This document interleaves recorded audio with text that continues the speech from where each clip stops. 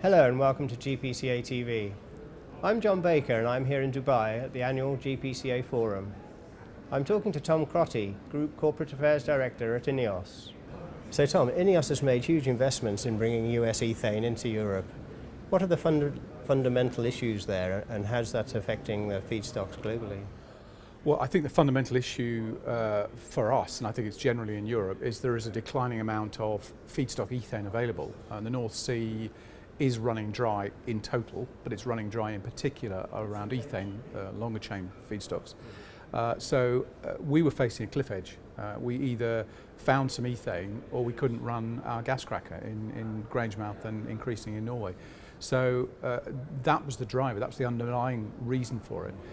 Bringing ethane in from North America seemed like a very logical step, although a challenging one, that's allowed us to ramp the crackers back up. So Norway, we used to run 50-50 between LPG and ethane. We're now able to run that full ethane. Grangemouth, we were running at less than half rates because we just physically didn't have the ethane. Now we're back running at full rates in Grangemouth. So that's the issue. Mm-hmm. And do you think this has wider sort of lessons for European petrochemicals? I think it probably does. I mean, within the limitations of how much ethane feedstock you can consume. I mean, clearly, I think of the 44 crackers in Europe, there are now only 5 that actually are gas crackers after SABIC's conversion at Wilton. So there are 5 of those 44 can use gas. And I think we'll see them dependent increasingly on US ethane. I mean, SABIC have done the same as us. They're bringing ethane in, I believe, from about now, from the first week of December. We're seeing Reliance in India doing the same. Borealis in Sweden are talking about bringing ethane from the US. So yeah, I think if you've got a gas cracking capability, using US ethane as a source is the trend. Yes, I think these ethane supply is up and running now. What are your further plans? Well, it's very early days. I mean, we literally just started the supply into Grangemouth at the end of September. We think it's giving us a huge lot of opportunity. I mean, we've made a small expansion on the assets in Norway on the basis of having ethane available. We're not looking at any direct cracker expansions in Grangemouth, but we're looking at what we can do downstream.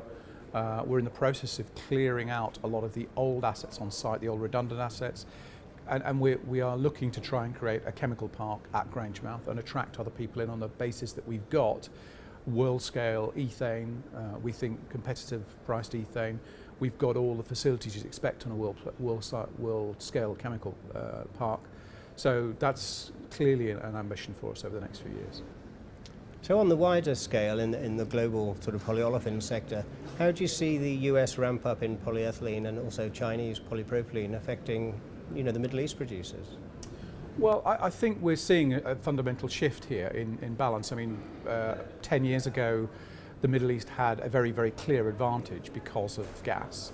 That was being fixed into ethylene and then fixed into polyethylene. So in terms of commodity grades of polyethylene, the Middle East has had a significant advantage. That's leveling out a lot more now because of the US investments. There's a lot of investment going in PE. I mean, we're making a big joint venture investment ourselves.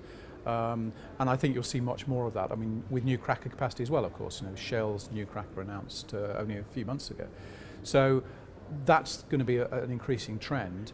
I think PP slightly different. I think there are other issues around PP.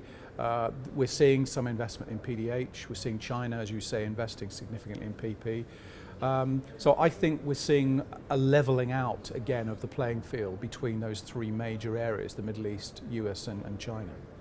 So the Middle East producers are looking for further investment and moving downstream. Does that give INEOS any advantages to come here? What are your plans for the Middle East? We've got no direct and immediate plans. I mean, clearly we keep in touch with what's going on in the Middle East. This is why I'm here at GPCA. But we've got no direct plans, and most of our investments at the moment are either on the back of the ethane transports into Europe that we talked about, big investments in Grangemouth, big investment in Raffines, and a lot of investment in North America. I talked about, we've expanded the cracker, I talked about the polyethylene investment we're making. We're looking at some significant investments in polyalpha olefins as well. So that's our real focus right now. Most of new investment going into North America. If opportunities came up in the Middle East that looked attractive, we'd always look at them. and we're still a highly acquisitive company. That's been our style. It's not going to change. Whilst some of our acquisitions lately have been upstream in oil and gas, we're still very interested in petrochemical acquisition as well. So again, if the right things came along, we'd be there. Okay, well, thank you very much. Pleasure.